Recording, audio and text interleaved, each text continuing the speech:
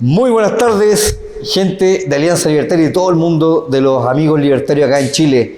La Fundación para el Progreso junto al Centro de Estudios Libertarios nos sorprenden este año 2022 trayendo una gran figura. ¿Quién no conoce al gran tío Milton Friedman? Y acá lo tenemos al hijo del gran economista premio Nobel, Milton Friedman, don David Friedman, economista y a la vez físico y escritor de innumerables libros, muy buenos libros. Estamos con él, acá nosotros contentos, ansiosos de que nos va a dar una muy buena entrevista.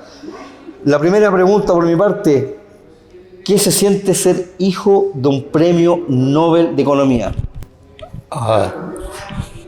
I think very highly of my father. He may be the best human being I've known, but I prefer to talk about my ideas rather than his ideas. And one of the reasons I originally went into physics initially rather than economics was I would not spend my life being asked about my father. And I eventually gave up because I decided I was a better economist than a physicist, but I have stayed out of the parts of economics that he did. So I do not do macroeconomics. I have no particular expertise on monetary theory, but have been interested in a wide variety of other economic topics. Thank you so much. Mr. David, first of all, we want to thank you for your kindness and your willingness to give us a few minutes to ask you a few questions for Libertarian Alliance. As the first question is, as Lysander Spooner once said, and the so-called sovereigns in different types of governments are simply the head of or bosses of different bands of thieves and criminals. This statement can be applied to various regimes or dictatorships around the world. In this way, what do you think about what has been imposed in the new generations about the need of a government to protect them and watch over them?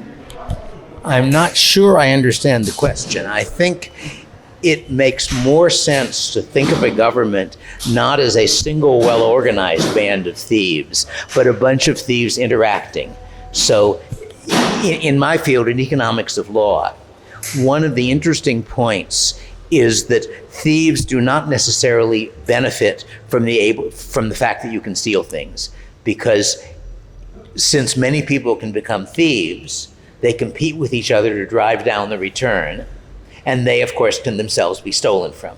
Similarly, in government, I think it makes more sense to think of the government as a group of people competing to use political power to steal from each other and from us, rather than to think of it as a single dictator, as it were, pocketing all of the money.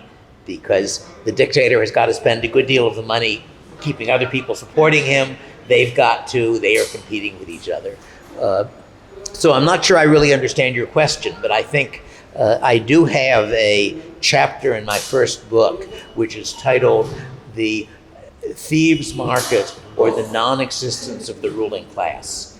That is, I am arguing that rather than thinking of government as one set of people who get benefit and others who don't, you should think of it as a bad set of rules for interacting, which makes almost everybody poorer. Thank you. Vamos con Jorge Romero, miembro de la Alianza Libertaria, perdón, no los presenté. Carlos Sepúlveda, miembro de la Alianza Libertaria, don David Friedman, quien habla, Carlos Farfán. Jorge Romero, la pregunta. Ya, mire, yo le quiero preguntar, usted que ha vivido y trabajado, ha escrito libros, usted ha trabajado con la teoría toda su vida, ha vivido con eso. Entonces a mí me gustaría preguntarle su apreciación de que desde qué edad sería interesante o bueno empezar a meterle teoría económica y hablarle este tipo de ideas a los niños. O sea, ¿qué nivel de madurez es necesaria para que un niño pueda recibir de buena manera educación financiera o todas estas ideas que te empujan a ser libre? Porque considero, y aquí aprovecho de dar una opinión personal, que la libertad es para el adulto, que es para el hombre que ya es responsable de sí mismo. Entonces, ¿en qué punto un niño que está creciendo y está en desarrollo es bueno que aprenda? I think the beginning of a financial education, you could start very young.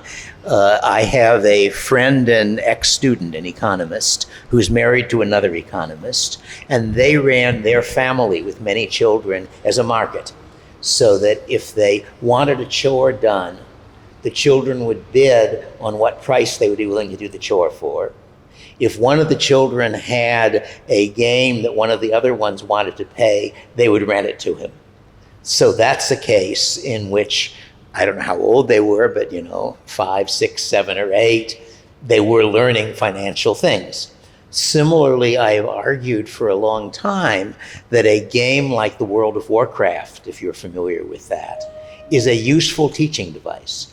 Because if you are a reasonably well-off middle-class parent, most of the things your children want don't cost very much to you. And yet you'd like to teach them about saving money and things like that. And if they are playing World of Warcraft, in order to get things, they've got to earn gold in the game. Yeah. If they spend it on one thing, they don't have it in another. So they are in the process of playing the game, learning about financial prudence, saving, working to get things you want, and so forth. And that is one of the ways in which I think computer games can actually be useful for education. Not because they're trying to be educational, but because they're creating a world that has some of the features of the real world and people are spending time in it. So good example. Mr. Friedman, ¿quién a usted desde pequeño ha sido un gran influenciador de algún escritor, So, aparte del padre? any writer, besides your father, is a good influence for you? Probably the economist who most influenced me would be Alfred Marshall. Alfred Marshall. Who a little over 100 years ago more or less put together what's now the sort of standard economic form of economics. Mm-hmm. And I taught history of economic thought at a number of different schools, at VPI and then at UCLA and then at SCU. And in the course of that, I read through such books. And I think Marshall's is the one that has the most effect on me, in part because he has a solution to a central economic problem, which is how do you add up benefits and costs to different people? Mm-hmm. And I think his solution is more honest than the one that you usually see in the textbooks. That is to say that his recognizes why it's an imperfect solution, whereas other ones, in a sense, are trying to pretend it isn't. That would be a complicated question. I discuss it in some of my books. But I think that probably Marshall is the biggest influence. The other person who most impressed me is David Ricardo. Yeah. But I wouldn't say that I learned a lot from him. It was just that he did something impossible successfully. That is, he invented general equilibrium theory with none of the mathematics that a modern economist would say you needed to do it. And that was very, very clever of him. So that's neat stuff, but it hasn't affected me very much. It was a very primitive version of general equilibrium theory. So it's not that it's not... The principal matter that you take from Ricardo. What's the principal matters you take from Ricardo? Yeah. The principle from Ricardo is that if you have a problem that's too hard, see if you can find simplifying assumptions that make it just easy enough so you can solve it. And then try to figure out how much those simplifying assumptions mess things up. So that Ricardo is commonly claimed to have a labor theory of value, and it isn't actually true. And there's a very nice paper by George Stigler called Ricardo and the 93% labor theory of value, because he makes a simplifying assumption at the beginning of his analysis. He then estimates how much that simplifying assumption will distort his results. Yeah. And he concludes by about 7%. Mm-hmm. And he then goes on and uses the simplifying assumption in order to figure out how the economy works. And I thought that was very neat. But it's not something I'm doing. It's other people, Richard Posner, who was one of the major people in economic analysis of law. Ronald Coase is certainly one of the most important people, probably. Maybe, I guess in economic analysis of law, Ronald Coase probably had a larger influence on me than anybody else. My uncle, Aaron Director, had some indirect influence. He published essentially nothing, but was very influential on what other people published. But anyway, those would probably be the people who most influenced me. But Marshall, I think, for economics would probably be first. And my father for more general thinking than in economics, so the economics is certainly relevant.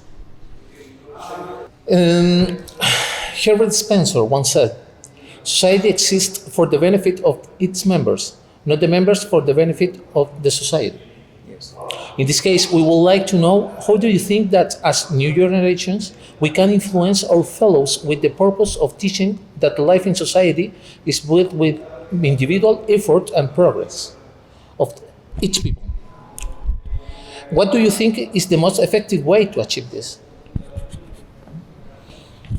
I don't know. Different people are different, and how you persuade things of people is a hard problem, which isn't all the same.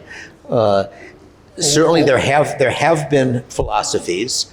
Fascism would be the obvious example, that thought that the state the state or the nation or whatever they called it were the most important thing. And I'm sure there are people who still feel that way, but I think it is likely to turn out rather badly. What we can include in our message to this new generation as Libertarian Alliance? What do you think? That you can say that a society is judged by how well the people in it live, and The personal behavior, as we said. well, if you're judging the society, if you judge people by their behavior, if you're judging the society, does it result in people being happy and healthy and knowing things and, being the kind of people you think people ought to be? But I don't know, if somebody really says what I care about is my race or what I care about is the nation, I don't know how anybody to prove that he shouldn't. Ya, yo para terminar esta mi última pregunta, quiero salirme un poco de lo que siempre le preguntan, y yo soy artista, soy músico, y a mí me dice mucho de una persona que escucha. Entonces a mí me gustaría saber cuál es su canción favorita.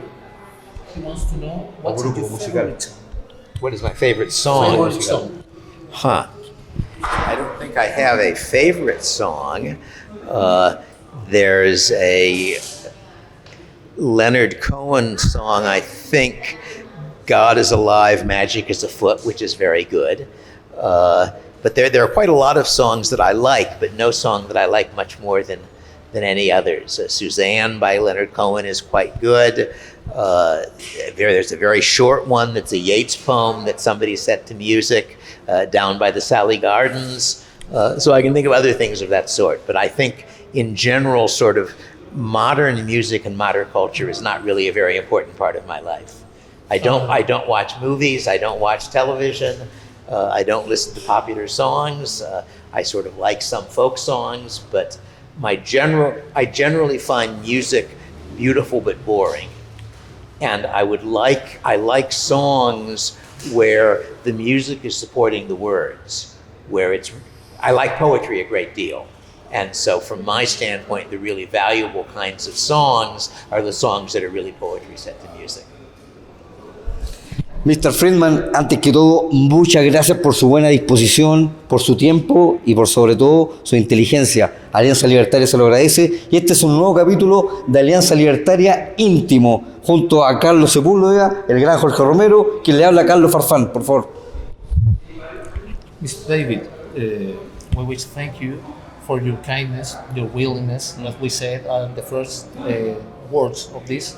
And once again, thank you for your kindness that you've shown in giving us these valuable minutes and answering these questions for us. And to close this interview, I wish to leave us a message, because this personal behavior, because the economical behavior, to end this interview, please. If you have some words for the people that will see this interview in YouTube, in the web?